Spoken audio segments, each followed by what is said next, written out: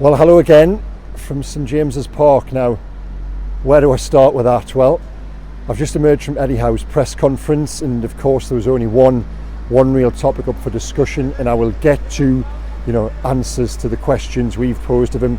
Can they recall Carl Darlow? Will they appeal Nick Pope's red card? Is Loris Karius ready? Is Mark Gillespie even eligible?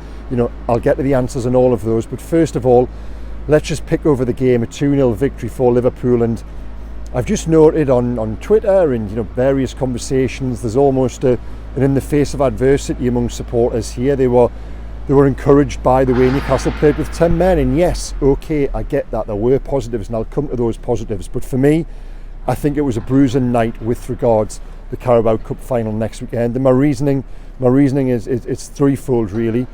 First and foremost, the loss of Nick Pope. How can you not say that is massively damaging, given how integral he's been to the reason Newcastle are where they are, fourth in the table? And you're going to be pitching in goalkeepers who haven't played this season, haven't even played for the club, really, potentially. So yeah, to lose Nick Pope, it's cruel, it's harsh. It was a red card. He misjudged the flight of the ball. Eddie Howe's just said to us there he thought that the referee Anthony Taylor could have given a yellow. I disagree. I think by the rules it was a red, and there's no complaints there. But having not missed a minute all season, other than when he's been taken out for 2 cup games, to then miss this game next week, it's devastating for him, and I think the impact on the team will be huge. Not only for what he brings in the individual, just as an individual, the saves he makes.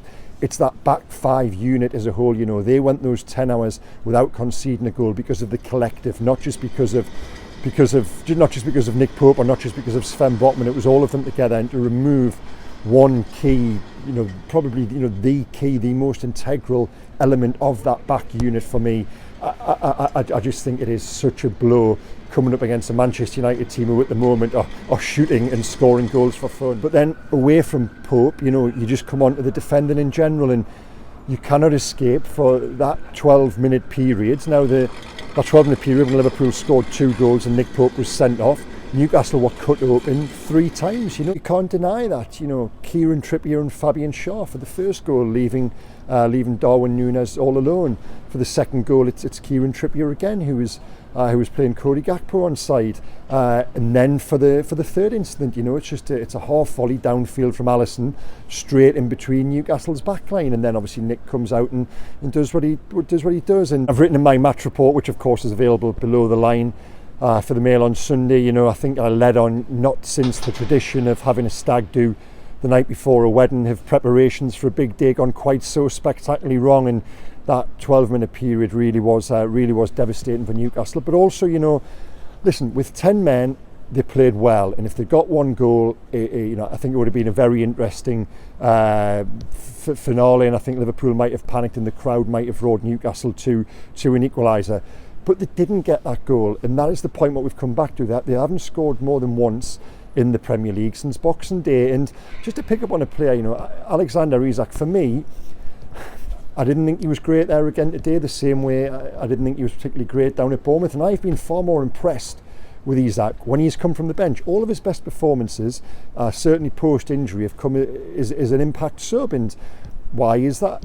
I honestly don't know, but when he started games, he hasn't looked nowhere near as impactful or sharp or likely to score goals really. So yeah, that would be a concern, because Callum Wilson only came on towards the end there, and he's spent another 8-9 days without really training properly now. So what sort of shape is he going to be in going into the final?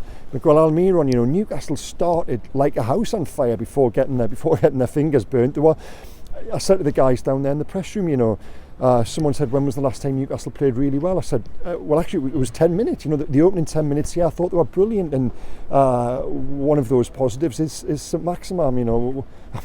Why is it he only really turns it on when he's in talks over a new contract on the eve of a cup final? But I thought he was brilliant. The best we've seen in a long time from him during the first 10 minutes. Then he puts Miguel Almiron through on goal, who's first touch is heavy, the finish is a little soft. It's a good save from Alisson, but Miguel Almiron of 4, 5, 6 weeks ago, whatever it was, probably would have scored that goal. And I just look at the fact that I come back to that. Those 3 reasons, just to summarise, Pope missing, the defence being cut open there against a good attack. They're coming up against a good attack next week, and the forwards again just not really firing. Those 3 things combined, for me, I just think going into the final next week, Newcastle, there's nowhere near as much confidence as there was 5 or 6 weeks ago. Certainly, following the semi-final victory itself, up here. So, now. To revisit the questions I posed at the top there about the goalkeepers, which we've just spoken to Eddie Howney's press conference over. Can Carl Darlow be recalled? No. He's on loan at Hull. Is Martin Dubravka available? Well, no, obviously not. He's cup tied, and ironically only gets a winner's medal if Manchester United win, given he'd gone on loan there early in the season. A penny for his thoughts now, given that he asked to go there and then asked to come back, and if all of that hadn't happened, he'd probably be playing the cup final next weekend. Will Newcastle appeal Nick Pope's red card? Now, Eddie used the phrase looking at options, but I don't think an appeal is likely, given, as I said there before, it's such an obvious red card. So he wouldn't confirm that either way. But listen, I think they will look at it, and then probably, for me, I think probably decide against it. Who will play, Karius or Gillespie? Well, Eddie said he will. Those are the 2 keepers who are available. Mark Gillespie is available. Of course, it's EFL Cup. It's outside of the Premier League. So even though he's not registered in the league, he comes in and will likely be backup keeper to Loris Karius. But on Karius, this is a guy who hasn't played a competitive game for 2 years. His last competitive game for an English club, funnily enough, was for Liverpool in the Champions League final in 2018, and that was a disaster. We asked Jurgen Klopp afterwards, was Karius ready? He knows him well. Was Karius ready to be thrown into another cup final? And while Klopp was polite and complimentary, his answers were rather clips. I'm not too sure he's quite forgiven him for that night in Kiev against Real Madrid 4 or 5 years ago. So yeah. But I spoke to Karius out in Saudi Arabia just before Christmas there, after 45 minutes in which he performed superbly and was man of the match as Newcastle lifted the Diriyah Season Cup, so he has got cup final experience. And he spoke well. He spoke with confidence. The guys behind the scene were saying they've been really impressed with him since he came in. So to that end, sometimes these stories have a habit of throwing up wonderful endings or strange twists and quirks, and Loris Karius returning to play in a cup final 4 or 5 years after that night in Kiev, has the ingredients of one such tale, doesn't it? So let us hope for Newcastle's sake it does play out like that. But as I said at the top, for me, I know supporters want to take positives, but for me, I thought that there was a lot of concerning elements to emerge from that from a Newcastle perspective, even though you have to say with 10 men they did play very well. Heads didn't go down. You wouldn't expect anything else, and I always say this, don't I? You would always back Eddie to get them in the best possible shape physically and mentally going into the cup final next week, and it's a one-off game backed by 30, 40,000, whatever's going to be there in the Newcastle end. So who knows? It's another day, another game, and we'll see what happens down at Wembley. Now, a couple of other things we've got to mention, and very sadly I spoke on this video last week, didn't I? About the hope that Christian Atsu would be found alive.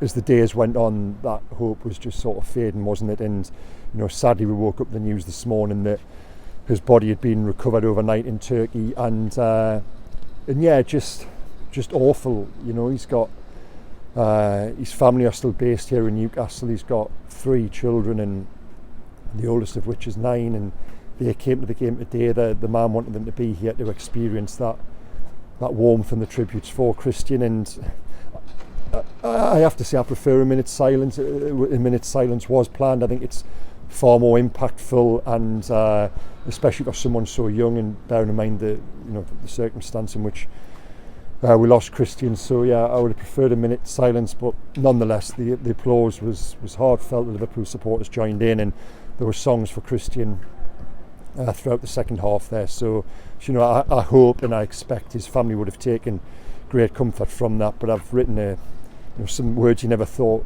you'd sort of be seeing. I've written an obituary for Christian for tomorrow's newspaper, and it's available online now. And in that, I revisited a 2017 interview I did with him, when just my overriding impression was that he was a guy whose talent wasn't a gift to football, or wasn't a gift even to himself.